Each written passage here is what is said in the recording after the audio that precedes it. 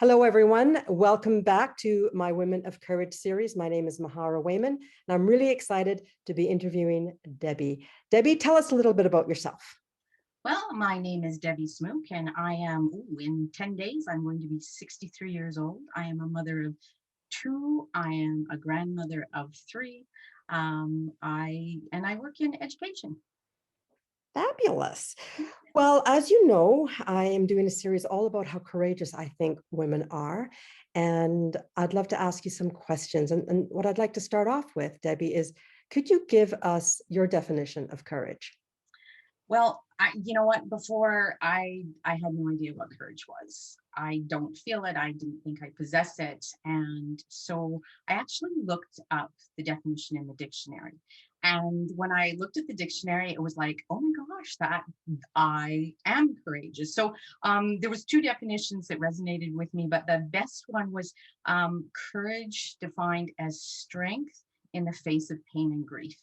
And my life experience have definitely led me down that path of pain and grief, like I'm sure most of us have felt. So, do I have the courage to run into a burning building and save people? I don't think so. But I have found over the years and the course of my lifetime that I have the strength that I need to focus on what needs to be done during very, painful times and times that are grief packed. So, that to me is where I find my courage. Oh, I love that. That's really interesting. It's very powerful too. How would you say that knowledge and that definition of courage for yourself has affected your relationship with courage?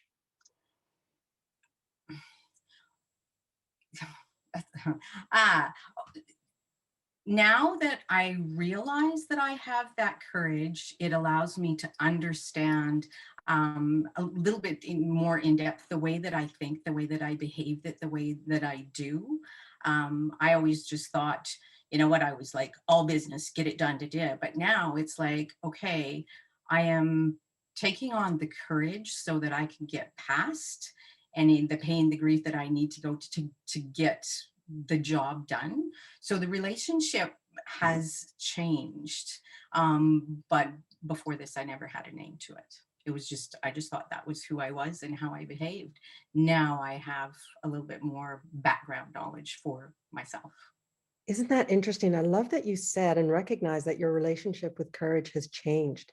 The more you know yourself, the more that relationship changes and the more interesting it becomes. Could you put a Mhm. name to your relationship? Do you think? I haven't thought about that. Neither No. have I. It just popped into my head. Yes. No, I don't know. Maybe giving it some thought, I might, but at this point, no, I don't know what I No would. worries at all. So let's talk about what you think is one of the most courageous things that you've ever done, if you are okay to share it with us. Oh, certain, most definitely okay to share with you. I lost my first husband in 1999, and I was 40 years old. And so was he. It was just diagnosed after his birthday. So when that happened, it was, oh man, I have two the age of my children were very vulnerable, 12 and 15. So not necessarily a great time. And this was life changing. We knew right from the onset that his disease was terminal. So I had to put everything that I felt aside. I didn't have time for me. I didn't have the luxury to deal with the pain that I was experiencing. I didn't have time to grieve. I just had to keep moving. I had to go one foot in front of the other. My role changed. I quit my job. I became everything. Everything. Our house did not function unless I had the hat on. So I was the nurse. I was the receptionist who kept the appointments. I was the chauffeur taking the kids. I was I managed everything, absolutely everything. So when it was over, and the time frame that we had there was 15 months, and at the end of that, I was left with nothing. all of those hats that I had worn, all of that identity that I had sort of wrapped myself in, was gone. The only thing left to me at that point was, the mother, the daughter, the sister. Everything else was, I didn't know what I didn't know what was left for me. I had no job at that point. I didn't know how, well, I did know how my family was going to survive, but I had to wait, right? So there was all of this stuff coming at me, and people kept saying to me, "I don't understand, Debbie, why, like, how you could be so strong. How did you manage that?" What people don't understand about all of that, and I believe now, after this, that it is the courage that brings us through, but with courage comes strength, and you find the strength. And you're always faced with choices, and the choices was, I could, kind of just and there were days where that's what I wanted to do, was just curl up in a ball in a corner and just stay there. But because I had the kids, and because I was not sure what else life was going to bring to me, I had to get up and I had to get moving. And to get up and get moving and put all of that aside to function without having it, I mean, all of this does rub off on the kids, but without having them have to, look after me, it was a hard thing to do. And it does take courage to keep moving, because to not is the easy piece. So with courage comes strength.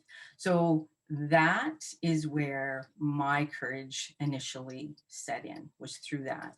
And because of the choices that I've made there, or had to make there, and the way that it sort of shaped my mindset, has allowed me, every time I'm hit with, and life throws us curveballs every time, right?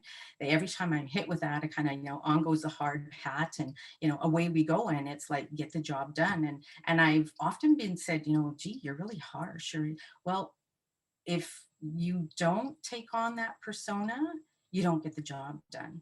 And if you don't get the job done, then what's left? Who are you leaving behind? So trust me, once, we've gotten through, once we've come to the end of whatever the issue or the concern is, it's then, you kind of take off that courage cloak and find yourself within that pain or that grief. But it's the courage that I found has carried me through from start to finish.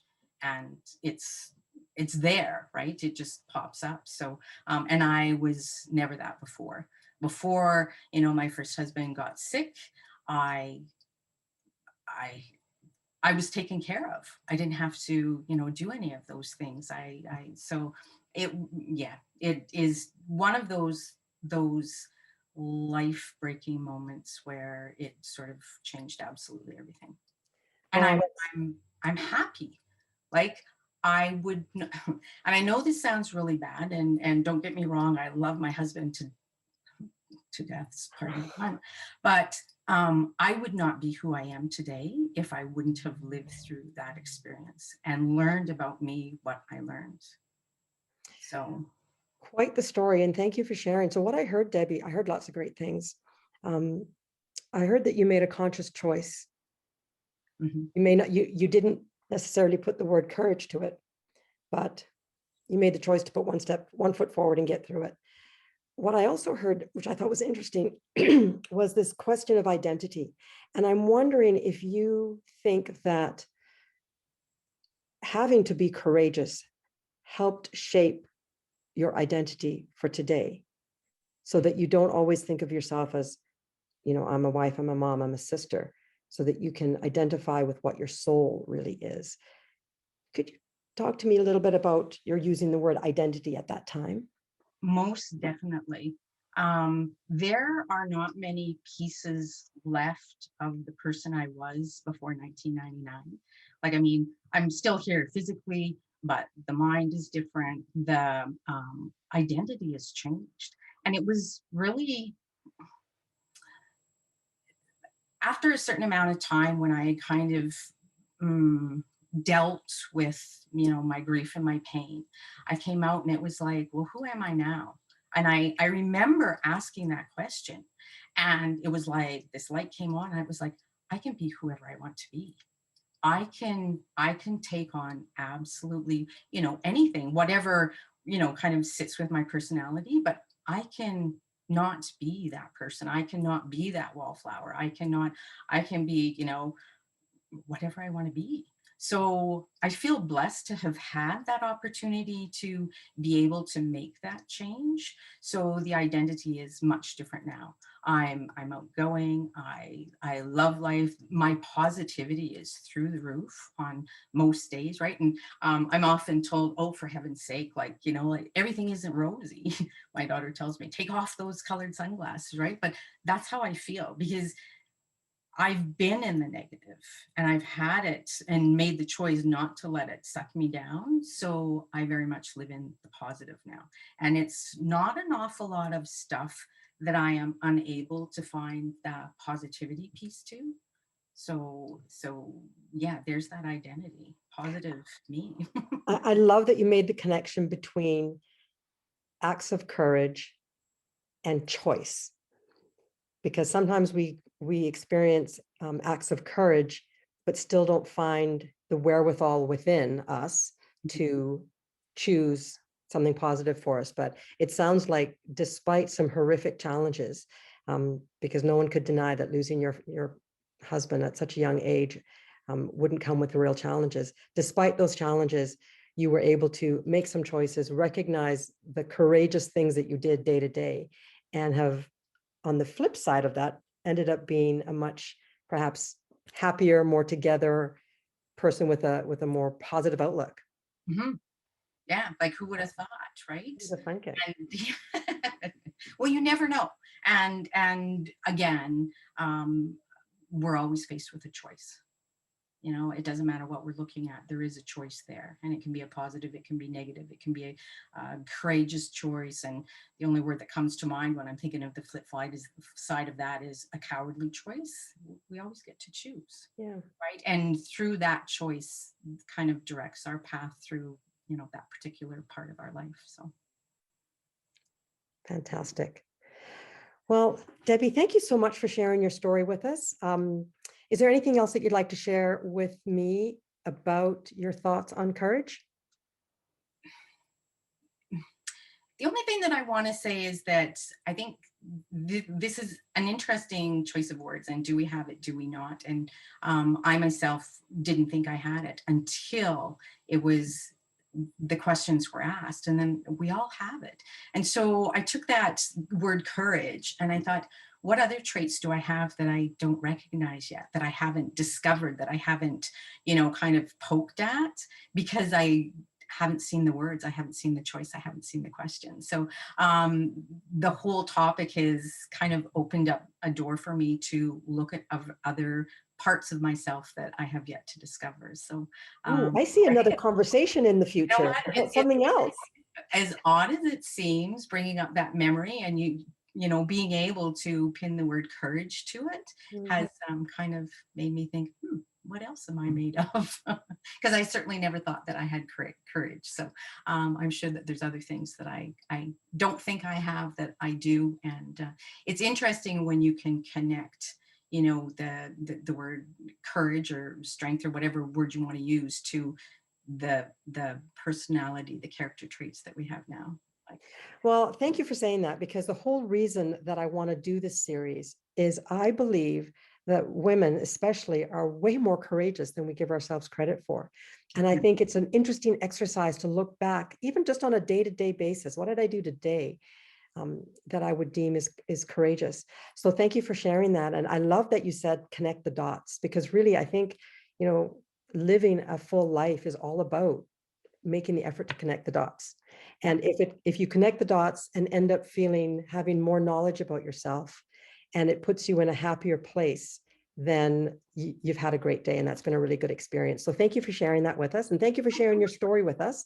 I did enjoy chatting with you very much, and I look forward to doing so again. Okay. Once again, my name is Mahara, and this is Debbie, and we are both women of courage. Till next time, bye-bye.